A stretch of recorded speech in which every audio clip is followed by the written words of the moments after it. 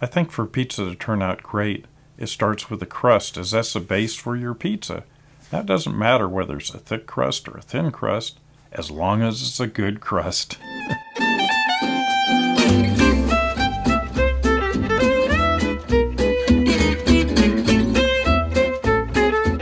Hello everybody, I'm the Big Easy Chef. In this episode, I'm going to show you how to make pizza crust. Now this is crust that comes out great. It's crisp and crunchy. It's the perfect base for your pizza. You can make it either thick or thin. It doesn't matter. It turns out perfect either way. Now, don't try to write down the recipe during the video, as it will be posted at the end, along with complete instructions and a metric conversion chart, so you can kick back, enjoy the video. So let's see what's shaking and get to baking. In a large mixing bowl, add 3 cups of bread flour, 1/4 cup of vital wheat gluten, 1 1/2 teaspoons of kosher salt, 1 teaspoon of rapid rising yeast.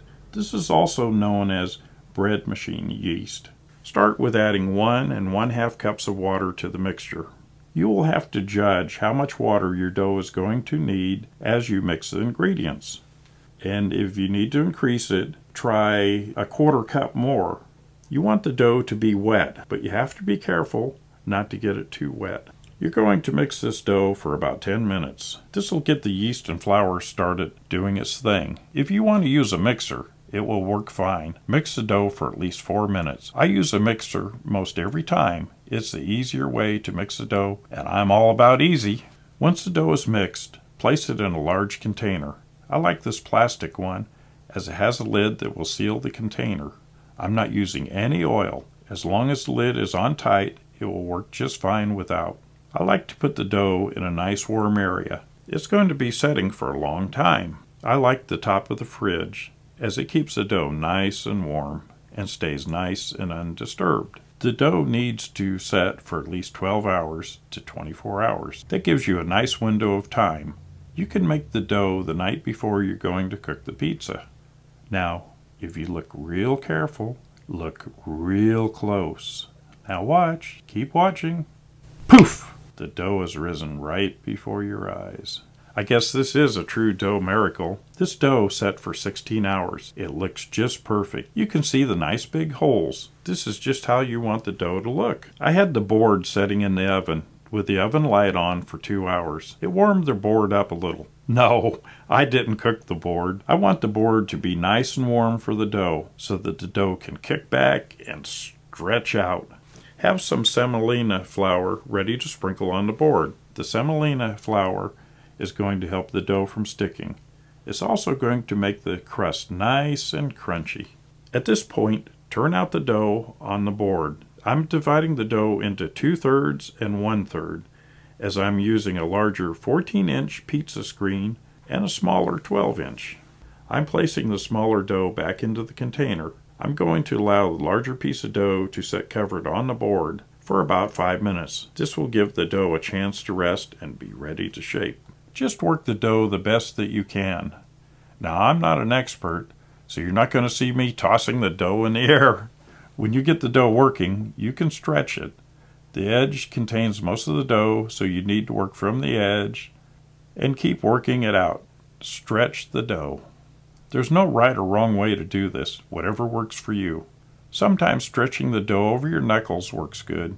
It's all about finding the way that works best for you. Once you have the dough in the rough shape of the pizza screen, transfer the dough to the screen. These pizza screens are the best for cooking pizza. They allow the pizza crust to get nice and crunchy on the outside. You can use the pizza pans with the holes in them, but I think these screens are the best. And they don't cost too much, and they're easy to find on the internet or at a restaurant supply house. This dough should fit on 2 14-inch pizza screens easy. Now finish shaping the dough to the screen. Take care not to press down hard on the dough. You don't want it sticking to the screen. Once you have the dough to the edge, shape it and make it thicker on the edge. Fix any holes that you have on the crust. You don't have to hurry forming the crust. The more you work on it, the more pliable the crust becomes. This is going to make the crust nice and high on the outside edges. This pizza doesn't have to look perfect, as the oven will take care of that for you.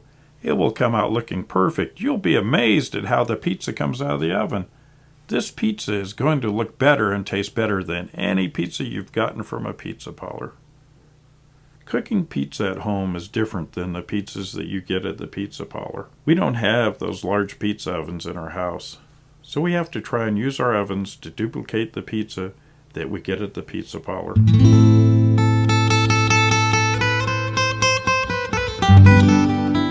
So there you have it. Now you know how to make the perfect pizza crust. Hope you'll make some soon. Now, if you don't know how to make pizza sauce or have a great recipe for it, I've linked a video on how to make this wonderful, great pizza sauce. It goes great on top of that crust. So after the ingredients go by and the instructions, there's going to be like one of those button things that you push, and it's going to take you over to show you how to make this wonderful pizza sauce. Remember what they say, you are what you eat, so eat healthy. Until next time, I'm the Big Easy Chef.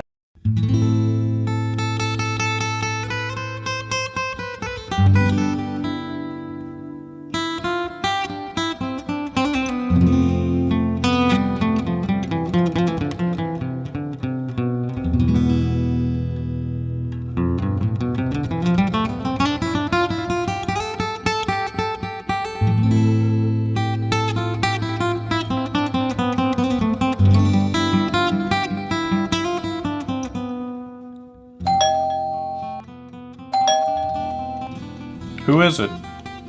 It's the pizza delivery guy. I'm in the middle of something right now. Come back later. Okay.